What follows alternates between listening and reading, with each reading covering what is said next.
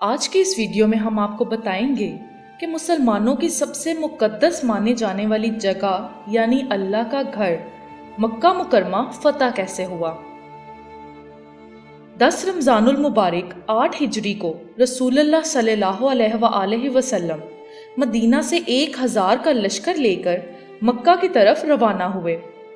مدینہ سے چلتے وقت رسول اللہ صلی اللہ علیہ وآلہ وسلم اور صحابہ کرام کا روزہ تھا، لیکن جب آپ مقام قدیم پر پہنچے تو آپ نے پانی مانگا اور سب کو روزہ چھوڑ دینے کا حکم دیا، کیونکہ آپ اور صحابہ کرام نے سفر پہ ہونے کی وجہ سے روزے کو ترک کر دیا۔ آپ صلی اللہ علیہ وآلہ وسلم نے مکہ کی سرزمین پہ قدم رکھا اور حکم دیا کہ میرا جھنڈا جنت المال کے پاس لگا دیا جائے۔ حضرت خالد بن ولید رضی اللہ تعالیٰ عنہ کے نام فرمان جاری کر دیا کہ وہ فوجوں کے ساتھ مکہ کے پچھلے حصے سے داخل ہوں۔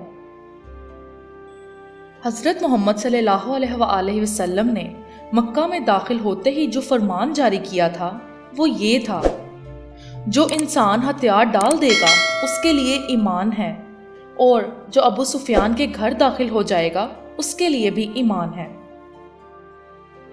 جب آپ مکہ میں داخل ہوئے تو آپ کے ایک طرف حضرت ابو بکر رضی اللہ تعالیٰ عنہ اور ایک طرف سعید بن ظہیر رضی اللہ تعالیٰ عنہ تھے۔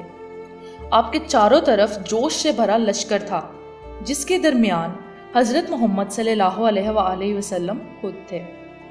اس کے باوجود آپ سورۃ فاتحہ پڑھتے ہوئے اونٹنی پہ سوار ہوئے۔ آپ صلی اللہ علیہ وآلہ وسلم نے سر مبارک اونٹنی کے ساتھ لگا لیا۔ آپ صلی اللہ علیہ وآلہ وسلم کی یہ کیفیت اللہ کا شکر ادا کرنے کی تھی، یعنی کہ سجدے کی حالت میں تھے۔ پھر حضرت محمد صلی اللہ علیہ وآلہ وسلم مسجد حرم کی طرف روانہ ہوئے اور حضرت بلال رضی اللہ تعالیٰ عنہ اور حضرت اسامہ بن طلحہ بھی ساتھ تھے۔ حضرت محمد صلی اللہ علیہ وآلہ وسلم نے کعبہ شریف کا طواف کیا۔ کعبہ کے اندر 360 بت تھے۔ آپ نے خود ان بتوں کو توڑا اور کعبہ کو پاک کیا، اور پھر کعبہ شریف کی چابیاں حضرت اسامہ بن طلحہ کو دے دیں اور ارشاد فرمایا، یہ چابیاں ہمیشہ تم لوگوں کے پاس رہیں گی۔ اور پھر آپ صلی اللہ علیہ وآلہ وسلم نے خطبہ دیا کہ آج سے تم سب لوگ آزاد ہو، جو سن کر کفار کی زبانوں پہ کلمہ جاری ہو گیا، جس سے سارا کعبہ گونج اٹھا۔ آج کی یہ ویڈیو آپ کو کیسی لگی ہمیں کمنٹ کر کے ضرور بتائیں، اور ساتھ ہی ساتھ ہمارے چینل کو بھی سبسکرائب کر دیں اور ویڈیو کو لائک بھی کر دیں۔